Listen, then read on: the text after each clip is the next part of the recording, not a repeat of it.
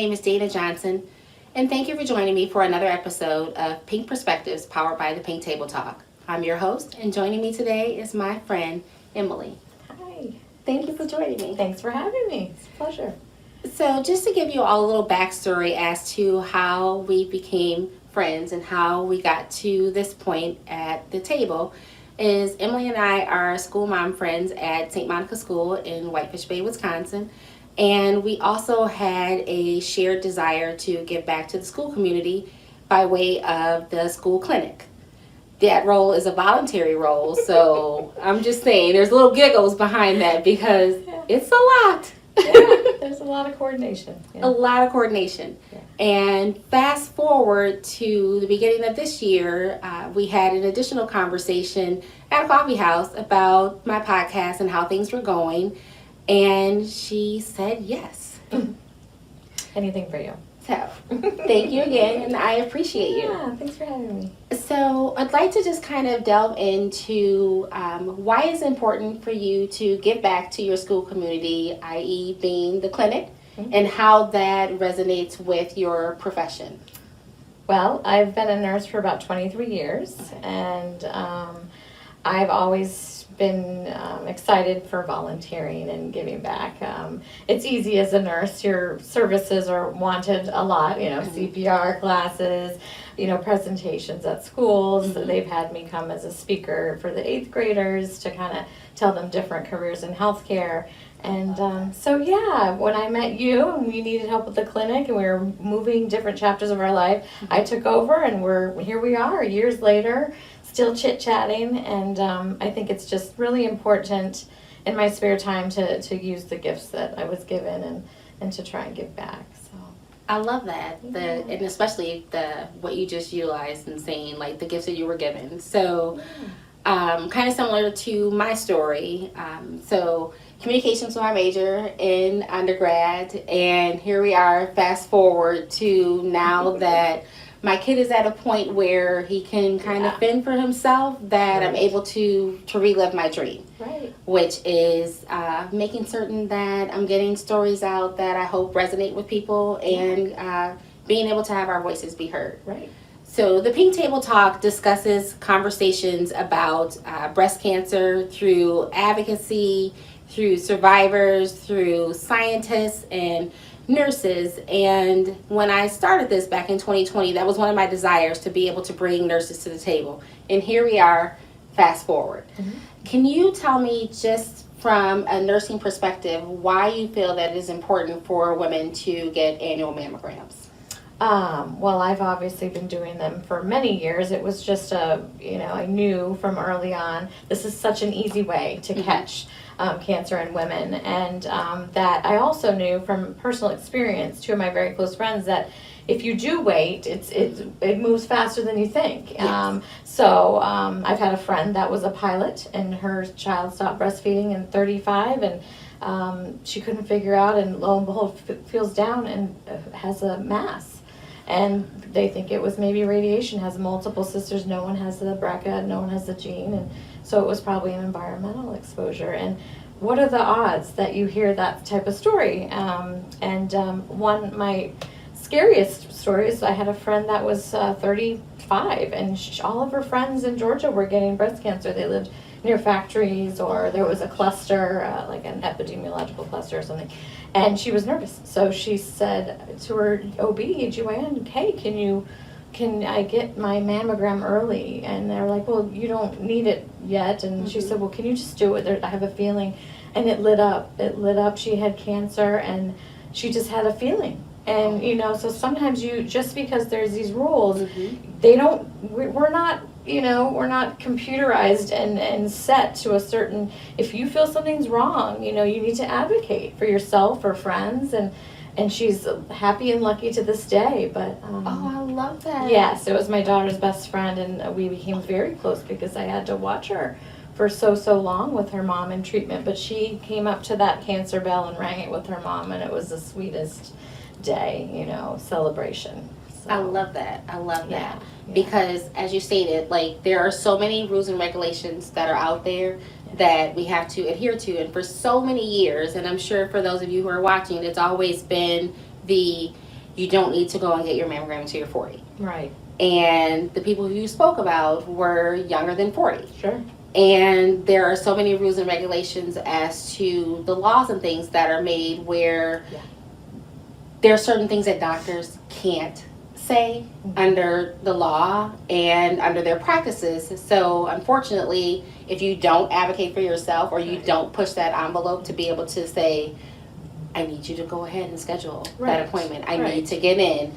And there, unfortunately, are those who are advocates for themselves, or you may have that best friend that is just like, you are going to call back and you need to advocate, or you may have that, that aunt, or it even extends to your significant other that would be like, I will be that push for you if you don't, say something. So it's encouraging that she was able to have that. And not only that, but the support system. Sure. Can you speak from how that role worked for you? Like you said, it was your daughter's best friend, and how that support system worked for you. I learned a lot about her treatments and what she was going through. She had a lot of questions for me. I had resources I could tap into on our health system. And I think, when you do get cancer of any type, as with any serious diagnosis, you need to have the helpers. Like we were talking, you need to have, like when my father-in-law got prostate cancer, I, contacted anyone I ever knew that was an MD that would have friends with, oncologists that specify and that are specifically study in that field. So, we did that with my friend as well. I called everyone I knew, and my favorite nursing staff that are in the oncological world are the breast cancer nurse navigators. Wow. And it's the best position you could have as a nurse anywhere if you really want to help the patient from the minute they step in the door for treatment throughout their whole process. We have them in cardiology, and orthopedics, nurse navigators, and they actually help translate that different language that patients don't know and walk them through. And so it's really important. It's a great service that we provide to all the offices and that are managing these patients. That is amazing. Has that always been a It's not as popular and all in different health systems. So it just depends on the way that it's framed. But if you were to lobby, that would be a great thing to lobby for, because I know that's your jam. Yeah, it is. Nurse navigation is if you research it, it's quite a lot of opportunity there to help patients right at the ground level. So thank you. That is something that I will totally make a mental note of as we are engaging in this conversation now. In a few days, I will be going to DC for lobbying on breast cancer topics with our congressmen and women, and those are conversations that they need to hear. Yes. The bills are out there, but as we know, behind the scenes they get rewritten and rewritten and rewritten, and sometimes they pass and sometimes they don't, and sometimes they become stale. So the more, not only as myself as a lobbyist and advocate, we also need to make certain that constituents are making the calls and making certain that we are knowledgeable of what is actually going on, and being able to, again, just be that voice out there for the voiceless. Wonderful. Yes. So let's fast forward to just some of the things that you've been able to see within your friendships when it came to you getting to a certain age in life when it was time for you to be able to have your first mammogram. Can you speak to that a little bit? I think that it's pushed very well in the primary care arena and in on our OB/GYNs. They seem to really just always ask that question. And as time, and of course, it's just something that you should put on your calendar. And I know every January 5th, that's what I'm going to do for the last time. Well, Yay! Yes! I'll remember you when I go to my mammogram. So happy thoughts. It's the present. But, you know, a lot of people, they don't want to do it because it's uncomfortable. And one of these days it'll be a little less so. Like for me, I have very dense tissue and it is painful. So knowing that, hey, gals, we need to go and really cut down that coffee and caffeine and soda a few days before, not just 24 hours, and making sure you know what might trigger cysts, lots of hydration before you go, and it'll be more comfortable, and don't put that deodorant on, and make sure that you don't have anything that lights up that's going to cause you to have to maybe have an unnecessary biopsy or needle biopsy or something like that after.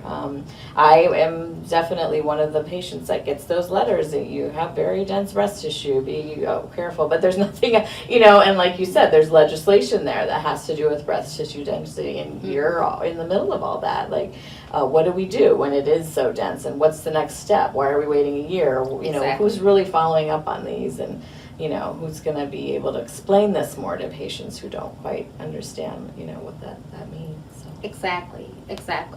Some of the things that are just, I guess, still frightening for me, but still important enough to make certain that we have those conversations is that there's so many different things within the fine print that we are unaware of just as, just constituents, where it became more clear to me in my first role as an advocate in Madison, and having all of the documentation and just being able to just study it as if like I was studying for like the SATs. Yeah.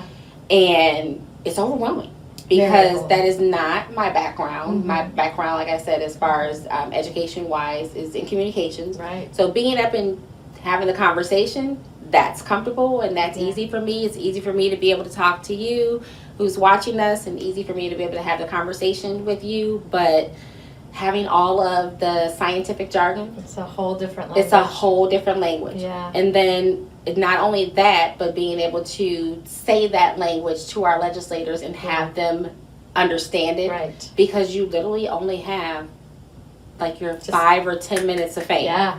And next time you go, know that there's George Mason University, where I went to grad school. Okay. We go for a class. We lobby as nurses. It's really fun. Yeah, and there may be like a opportunity there where you could get, because they have all that jargon, and it's exciting. Now you're speaking my language, right? Because libraries are like my fave. But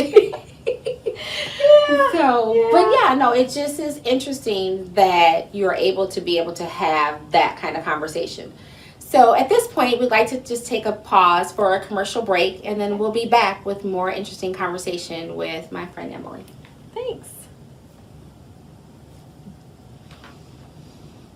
As a breast surgeon at Ascension, Wisconsin, I want to remind women to take time for annual visits and preventive screenings, including a yearly mammogram. We recommend women have yearly mammograms starting at age 40. Getting regular screenings may help find breast cancer early when it's most treatable. Start a conversation with your doctor about the right screenings for you. We are here to support you. Schedule your mammogram today at ascension.org/Wisconsin Mammogram. And we're back.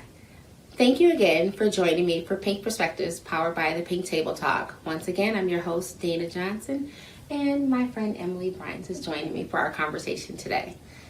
So take me down the road of how you would have a conversation with your teenage daughter in regards to why it is important to have a mammogram from not only a mother's perspective, wife, a sister, an aunt. Like, why is that important to make certain that she knows when it's time for her that it's so important? Yeah, I think these kiddos, especially in high school, with the rate that we're finding different types of cancer so early, I think they're more versed in, this lingo than we realize.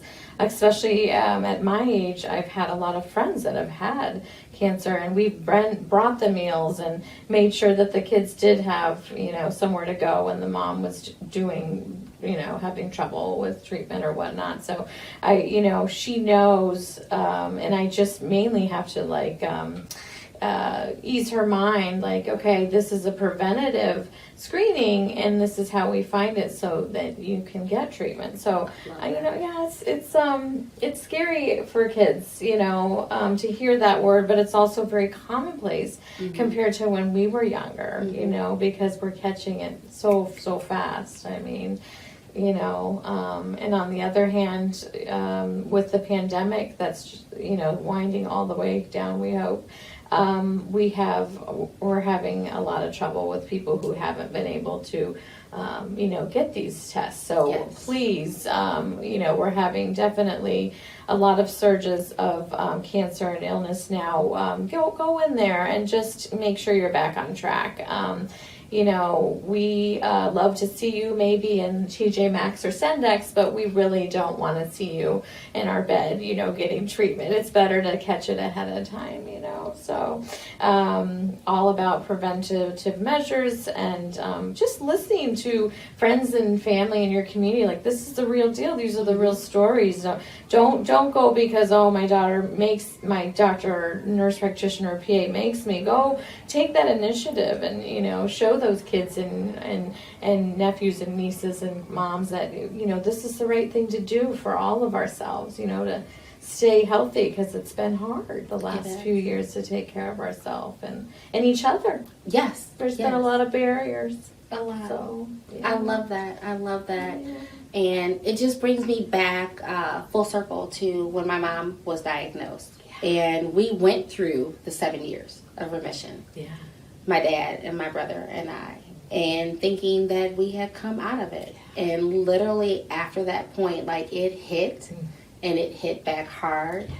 And he called us over around holidays and said, we need to have a talk.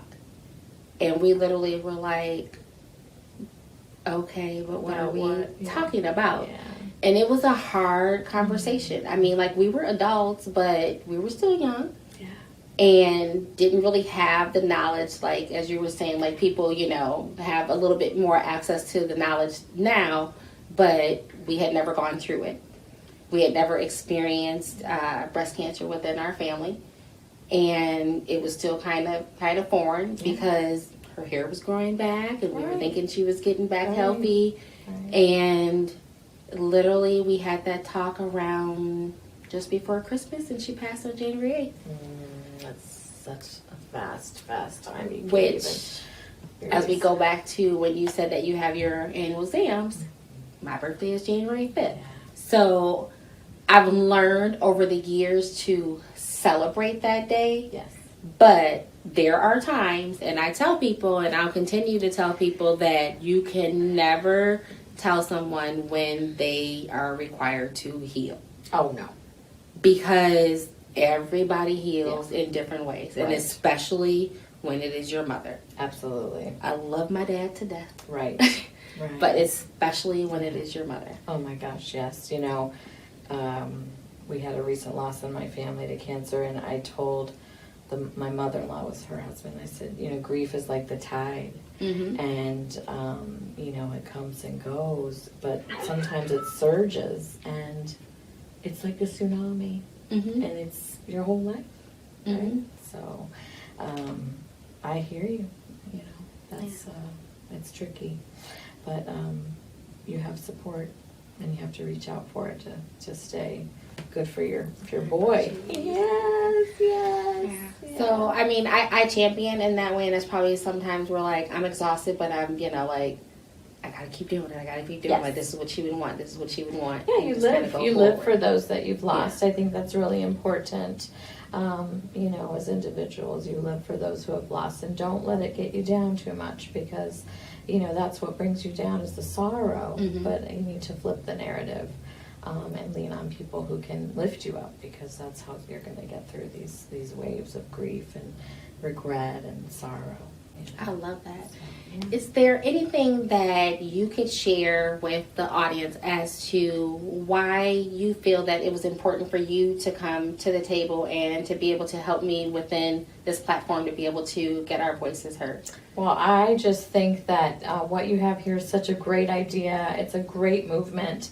Who wouldn't help you out? I mean, it's all about community and health, right? Like, especially, like I said, what we've all been through recently, we just leaning on each other, and why wouldn't you do something so positive like this? Knowledge is power, and encouragement for times that people need to go through diseases like this. So why not? Awesome. I appreciate you, and I thank you for that. Yeah. One final note, if you had to say like one thing that would be like a takeaway for those who were newly diagnosed, what would be something that you would share from your personal story and then from the nursing perspective? As a nurse, I don't want to be bossy. So, with nurses are known to be to lecture, but we're usually called because someone has a question. They need help translating the jargon and all that. But I always try to make it a point to say, you're not alone. There's many people who have gone through this. Let me find you some, and let me get you some, or I'll instead of giving information, I ask. And then I say, if you have a question, how about you just throw it at me and I'll get the information from you and help you that way instead of throwing stuff, because it's so overwhelming, right? So, I think and then I myself kind of do work behind the scenes when someone's sick, and I'll go talk to my other friends and ask them what got them through it, and then I'll probably just go do it for my friend, and not even ask, just go do little things. Set up that meal train, get some play dates for the kids, buy the things that people say are great, like when they're losing their hair or whatever, just drop it off and let them deal with it in their own time. But just knowing, hey, I'm here, just FYI. And if they don't respond to you, we all know it's too overwhelming. That's okay. You okay? Just hit okay. All right, good. I'll, touch base with you next time. So, I think just being there and letting people know you're there, and you don't have to be overbearing, and there's no playbook. Exactly. Everyone's different. Exactly. And it's always like, I use the famous cliche, like it's the little things. It is. And sometimes just having that care package on your front door, and they may not open the door. You know what? Because you never know what that day has brought to them as a newly diagnosed breast cancer patient. Yeah. However, they know you've rang the bell, or they've seen you on the door bell, and the package is there. Right. And that brought them that one sense, of joy that they were not experiencing as they were going, through it. Or someone, like the gift card that they can use like down the road or something. Yes. It's just those little things that get you through. Yeah. So, well, I appreciate you for joining me for a sit at the table and sharing. My pleasure. My pleasure. Thank you so much. You're doing great things. Thank you. I thank you all for joining us again for the Pink Perspectives powered by the Pink Table Talk. And to find out more information in regards to how you could possibly be a guest, please follow me on Facebook, Instagram, Twitter, and on my Pink Perspectives YouTube page that you can find on the website, thepinktabletalk.org. If all of that was a lot for you to follow and to be able to write down, all of that will be listed in the credits. So please take a moment to press the pause button and write that down. Or again, if you just follow just my own personal pages, you'll notice that I'll put that information out there quite often just to make certain that people are aware of the things that are going on. Just one last little note about myself, as we kind of alluded to, I will be... this spring brings about a lot of lobbying, and that lobbying takes place in Wisconsin in April. And then also for team leader training, and I'm one of the team leaders for the Wisconsin Breast Cancer Coalition as a state delegate. We travel to Washington, D.C. in March, and then we also go back in May for an advocacy summit. So there are a lot of opportunities for me to be able to be that voice for you. So if you are just want to know, well, how can I make my voice be heard? Or I wish somebody would ask this question. I'm your girl. You're the girl. Yep. So, thank you once again, and hope to see you, for a seat at the table. Bye.